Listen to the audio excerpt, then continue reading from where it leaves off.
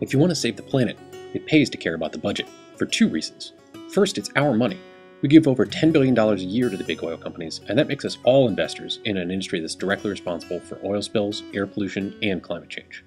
These companies don't need our money. In fact, the big five oil companies made over $100 billion in profit just last year, and they use that money to destroy not only our environment, but our democracy as well, collecting huge subsidies from taxpayers even at the same time as they're destroying the planet.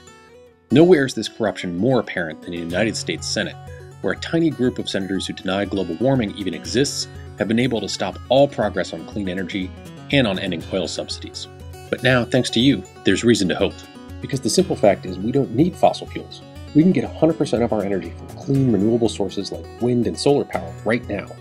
In fact, there was a story just this week in the New York Times that quoted a leading researcher as saying the so-called need for fossil fuels like oil and fracked gas is a myth. And it was only the most recent in a series of articles and studies that have all confirmed renewables are good for the environment and the economy.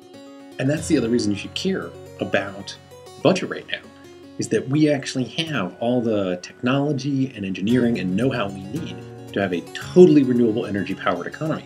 The only thing standing in our way is politics. It's pure politics. And that's why we take your signatures to Senator Reid's office. It's why we sit down and meet with legislators. But it's also why the real action has to be happening not here in Washington, D.C., but out in the streets. Because the truth is that we actually already have the power to have a clean energy economy. We just need to get the government out of the way.